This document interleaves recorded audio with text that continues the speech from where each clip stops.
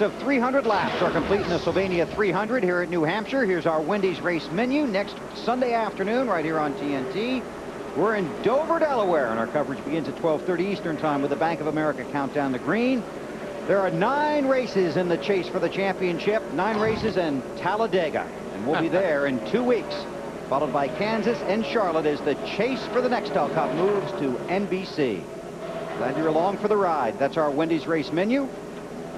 And there's your race leader, Tony Stewart. Let's take you through the field. Alan Bestwick leads off. Yeah, not a whole lot to report for the leader, Tony Stewart. Bill, he's led just about every lap in the entire race. They're tracking his lap times against the cars chasing him. Tony radiating home a moment ago that the car just a little bit difficult to turn in the center of the corner, but better than it was before. Dave? Elliott Sadler restarted fourth, has picked up a couple of positions. Talked to crew chief Todd Parrott during that caution. Pretty satisfied with the car. His comments, pretty good. Marty. Dave, Ryan Newman told his guys earlier in the day, you know, if things are going well, I'm not going to say much on the radio. So Ryan hasn't said much on the radio. The only thing he did say was I'm catching myself overdriving on occasion. Call me on that if I am overdriving it, and you see that on the lap times, Matt. Kevin Harvick told me that some people say, hey, my season is over because we're not in the chase for the Nextel Cup, but what about the $1 million+ up for grabs for the guy who finishes 11th? That's our next goal. He currently runs in the 4th position, just 52 markers out of 11th. Matt Kenseth said earlier, this car is way better than it was here last time, and it's showing on the racetrack, but he did say it's a little tighter on exit. The chassis adjustments they made did not seem to help, Marty. Matt Dillon-Hart Jr. said this car is still too tight, nowhere near loose enough, he told the crew guys, and they have been struggling with a tight race car for most of the afternoon, the longer that they run. They have had a brake problem as well. Joe Nemechek having a fine run. Coming up through the field, car working very well. In the middle part of the run, starts to get a little too tight, but right now, the car very fast. Rusty Wallace said, I want my lap times. That's the only thing he said on this run. The car has been very good for Wallace, very consistent, staying in the top 10 all afternoon long. Alan?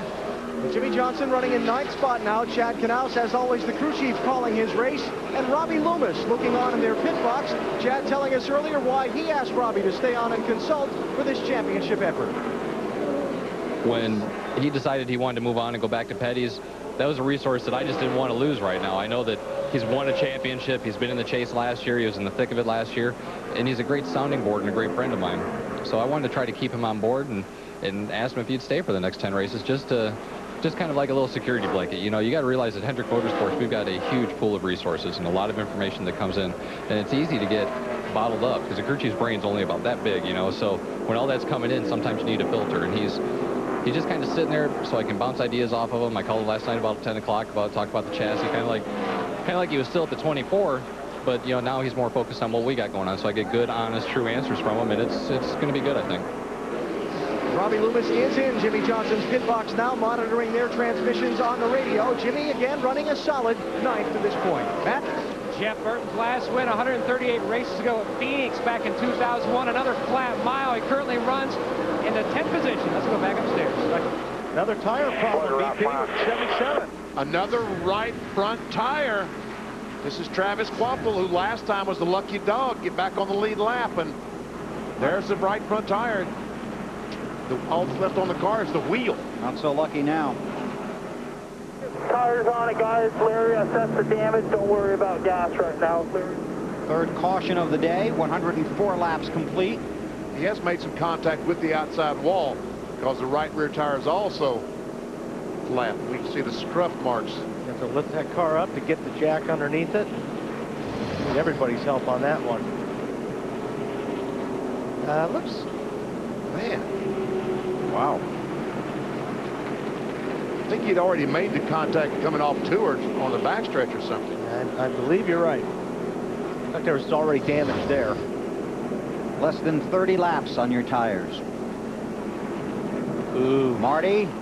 Well, it's going to be interesting to see who decides to pit here and who doesn't. Ryan Newman told his team, it's up to you. So Matt Borland said, you know what? That 20-car pits, you pit. We're going to do whatever they do today. Well, my guess is seeing these flat tires, they'll make a pit stop. Yeah, they're coming. That's what I'd be wanting to do. Matt. And let's look and see what they do. No wrench in the back window yet. Now Kenseth says the car is still tighter on exit. The changes they made last time, Marty, did not help. 4 tire change. Matt Ryan Brian Newman says this car's a little bit loose getting in, a little tight coming off the corners, but he doesn't want to change much about it, so they will make no changes and 4 tires only. Dave? Top of your screen, Elliott Sadler, 2 tires on the 38 car. He already is leaving pit road, Alan. And Tony Stewart's team in. They also are going to go for a 2-tire stop. 17's got his right front locked up, BP. There's a lug nut. Right front is locked up. A lug nut somehow is hung in the right front, I think, Matt. That's what they're thinking, BP. They told Matt, you have to come back. Something amiss. When he started to lead, the car bogged down like it was trying to stall, but the right front is locked up. Another chaser having issues. Another Roush car of the Fab 5 having issues here today. It's real easy to get a lug nut caught in between the wheel and the rotor when you're changing tires, and that's probably what happened.